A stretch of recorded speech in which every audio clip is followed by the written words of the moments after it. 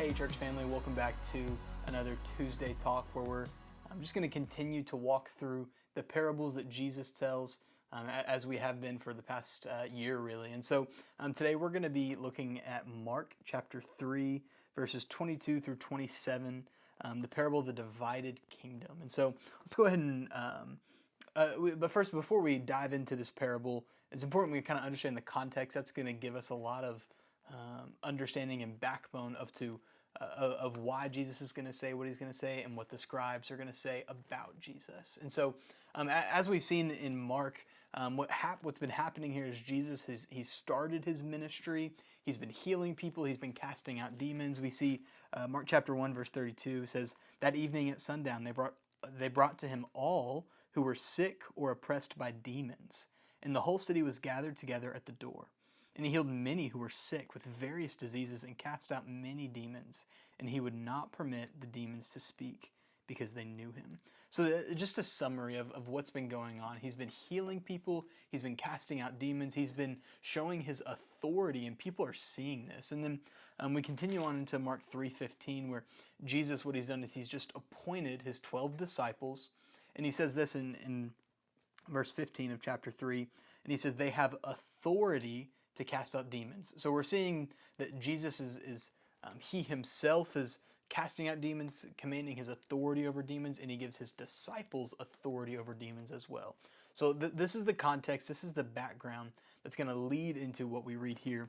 So starting in verse 22 of our passage, it says this: "And the scribes who came down from Jerusalem were saying, 'He is possessed by Beelzebul, and by the prince of demons he casts out the demons.' And he called them to him and said to them in parables, 'How can Satan cast out Satan? If a kingdom is divided against itself, that kingdom cannot stand. And if a house is divided against itself, that house will not be able to stand up.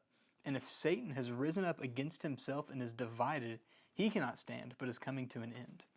But no one can enter a strong man's house and plunder his goods unless he first binds the strong man.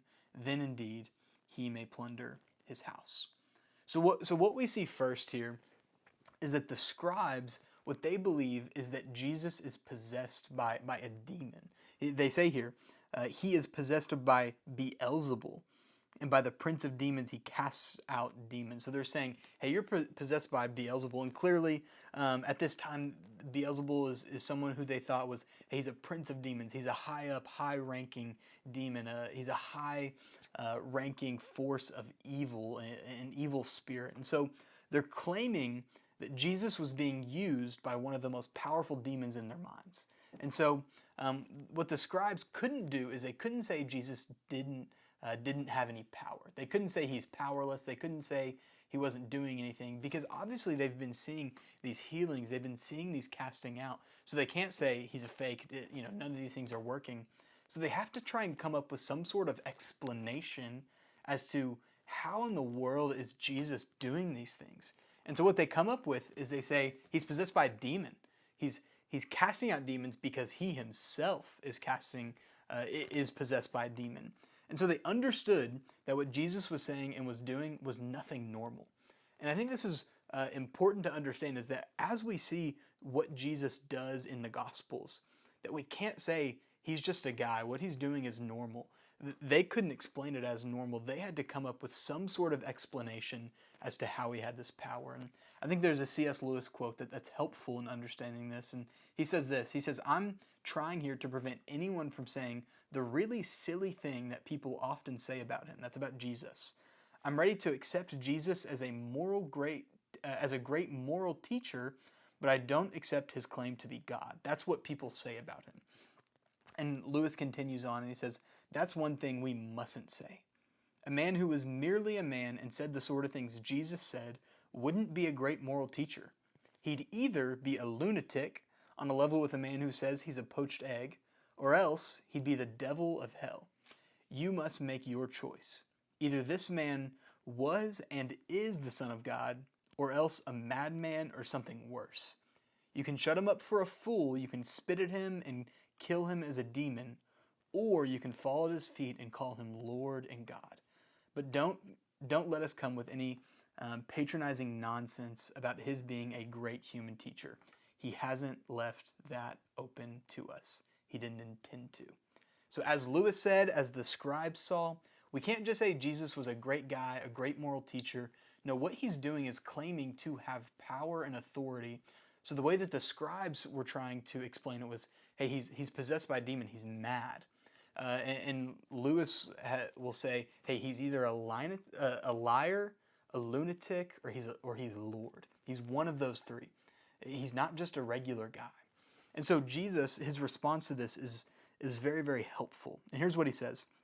He says, he called to them and said to them in parables, how can Satan cast out Satan? If a kingdom is divided against itself, that kingdom cannot stand. So what Jesus is going to do is he's going to give two different responses. The first is going to be this in 24, 25, and 26. He's going to say, hey, if a kingdom is divided against itself, it cannot stand. If a house is divided against itself, that house will not be able to stand. And so if Satan himself is going against himself and he's divided, he will not be able to stand, but he's coming to an end. So he just makes this argument of saying, hey, if you're saying I'm a demon, but I'm casting out demons, then that means Satan is against himself. And I mean, we think about this, it makes sense if you've ever watched a basketball game. If a team is trying to win, they're not going to score on their own hoop. It's that same idea of if Satan is trying to win, if he's trying to fulfill his schemes, if he's trying to go about his plans, the last thing he's going to do is go against himself, divide himself, is cast out demons by his own power. Why would he do that? That does not make sense. And so Jesus attacks this, and the point is saying, if Satan's trying to have any success, that's not the way he would do it. And so what he's starting to show is that he has power over Satan. But he's going to make that really, really clear in verse 27. He says, but no one can enter a strong man's house and plunder his goods unless he first binds the strong man. Then indeed he may plunder his house. So Jesus gives this parabolic scenario. And what we see is he says, hey, there's a strong man. And that strong man is going to represent Satan. And there's his house. That house is representing the kingdom of the world, the earth, Satan's dominion over the world. And then we see his goods. And those are those who had been possessed by demons, those who those who are his victims who he's holding hostage through his demons. And so the point that Jesus says here is no one can enter the strong man's house, plunder his goods, take his goods, unless he first binds the strong man. So the only way that someone's going to be able to take the goods of a strong man, the only way that someone will be able to cast out a demon is if that person is stronger than the owner, if that person is stronger than Satan himself. So what Jesus is claiming here is, hey, I'm not a demon. I'm not possessed by Beelzebul. I am other than that. I am greater. I am stronger. I am above him. I have authority over Satan. So this is the point. Only someone stronger than Satan can take his goods, the people that he's been tormenting, and free them from captivity. And Jesus is saying, I'm that person who is stronger. I am the one who can bind him. So here's the point, very simply, that Jesus makes, is that he is greater and has far more power than Satan. And that truth is something that we talk about, we hear, we understand. But to live from that truth, that Jesus is greater and has far more power than the authorities of Satan and evil spirits in the world, to truly believe that has great implications on our life. To believe that Jesus has truly more power over Satan leads us to be confident in him and not fall to Satan's schemes. To believe that Jesus is greater and has more power over our sin and temptation when there's areas of our life that we feel like we are so just struggling with, that we're locked in with, and it feels like we'll never get out of them. We have to remember this, that Jesus is greater. He has more power than that sin and Satan's pull and temptation to that way of life. So we have to believe and live from this truth that Jesus is greater and he's better. And also that Jesus, he's greater and better than Satan. He's also greater and has authority over us. And since we know that, we ought to live under his good and all-powerful lordship and authority. His authority over us is nothing like Satan's, where he torments, where he possesses, where he leads us into lives of brokenness.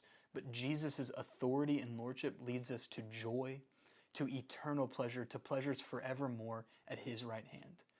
So today, live under the lordship of Jesus, and this week, run away from temptation of the world, knowing that through Jesus' power and the Holy Spirit in you, you have the ability, because Jesus has authority over Satan, he has authority over your sin, he has authority over temptation, and you can trust him and believe him and live your life from that in such a changed way.